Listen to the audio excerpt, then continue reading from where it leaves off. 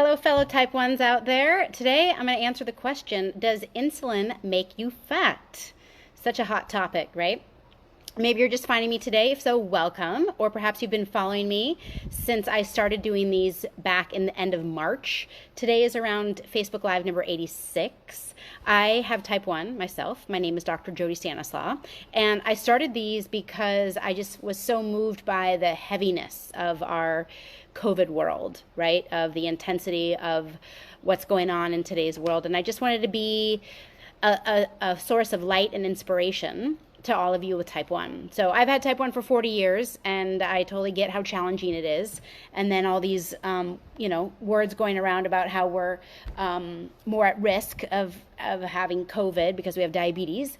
I like to always remind you that diabetes doesn't make you weak, but high blood sugar levels do in terms of your immune system strength. So yes, getting your blood sugar levels good right now is, well, it's always important, but especially now, right? Because if your blood sugar levels are in good range, your immune system should not be bothered by the fact that you have diabetes, right? Diabetes doesn't damage us. High blood sugar levels and crazy blood sugar levels do. That's why I've made all the courses I have on my website. So today, very important question, right? Does injecting insulin make us fat? And people, okay, drum roll please, right? People think yes it does. And I'm here to say, no, it does not, okay? What? Let me explain. 3 different reasons why, okay? Number 1 is insulin is needed to be alive, right? Our body doesn't make insulin, so we have to inject it. So we're basically just replacing what we don't have, right? Insulin itself is a growth hormone. So if in excess, yes, it can make you fat. So a lot of people say, I started going on insulin and I got fat. Well, poorly dosed insulin can make you fat because if you're giving so much and then of course you go low and then you have to eat more, yes, in that case, it can make you gain weight because excessive amounts of insulin will, you have an excessive amount of growth hormone in your body, and you have to follow that with excessive amounts of food to treat your lows. So that's why if you're struggling with that, I really recommend you to check out my How to Get Off the Blood Sugar Roller Coaster course. That can help a lot. And but it's really exciting to think about that. If you've had that in your mind, you don't have to just feel like, yes, I'm going to be fat because I'm on insulin now, right? Think about people with diabetes. There's millions of us, and we come in all shapes and sizes, right? It's not a universal type 1s are fat, right? That's just not true. So if you're struggling, please reach out to my website, and my courses will help you a lot, okay? So the second thing that people think is connected to weight gain is if you're always doing your shot in the same place, little scar tissue pockets can develop, right? And if you like using your abdomen for your shots, and then you will develop a little pooch if you keep using the same area. So you definitely need to rotate your shots, right? I always tell patients, I've been doing virtual calls with patients for years. I have patients all over the world. I could work with you if you'd like. And I say sometimes that we need to have a chart. If you like to really keep track of where you're using on your body, keep a chart, right? There's probably 5 places on your right arm, 5 places on your left arm at least, 5 places on your right side of your stomach, on the left side of your stomach, on the right side of your buttocks, on the left side of your buttocks, right? And you can actually go right arm number 1, left arm number 1, right leg number 1, go. So you keep rotating, right? And you have that chart so you don't keep going the same place. This is especially important for those of you on pumps, because pumps definitely can create scar tissue more than just shots, right? Because you have that big filament in there, or not filament, the big cannula in there 24 hours a day secreting insulin. So you kind of have a double whammy of why the body might kind of create scar tissue there. The 24-hour presence of something and then the presence of insulin. So it's essential if you're on a pump. Think about it. You're going to be on it for years, right? Let's accept that. You're going to be on it for years.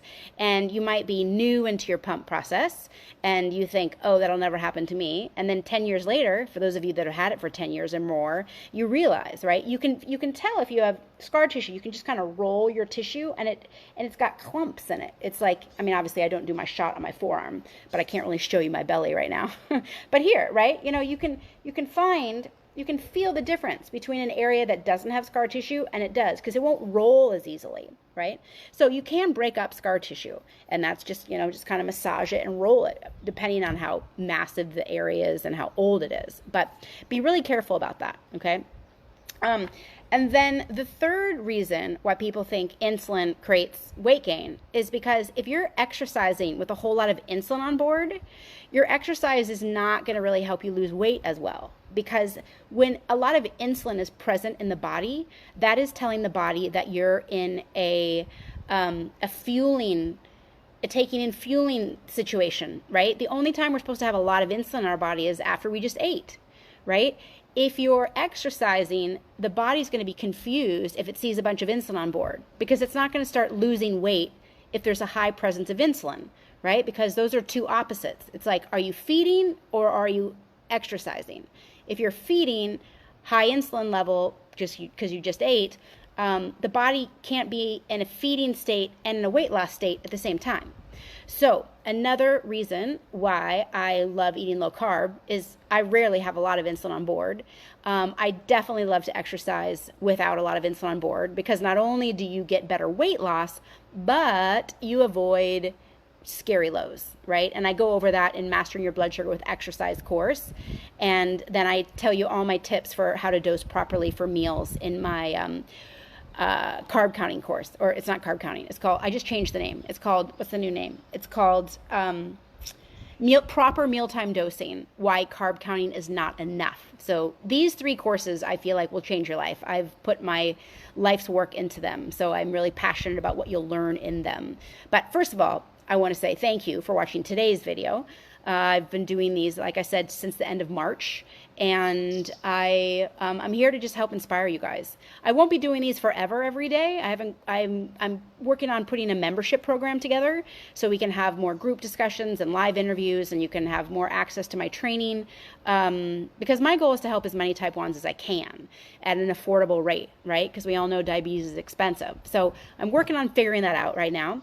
And so I'm glad you found this video. If you liked it, just know that there is so much more good info that can help you on my website. So my website is drjodynd.com. Definitely sign up for my newsletter or my free handout or some of my free videos, because I'd love to keep in touch with you so you can know what new offerings I will have coming down the pipeline. I have done retreats in the past. I hope to do one in Hawaii next year when we can start traveling again. That'll be good. Okay, so I see so much going on my screen, but I can't seem to read people's comments today. Oh, wait, here we go. Okay, we got comments. Okay, hi, Carol. Hi, Elise.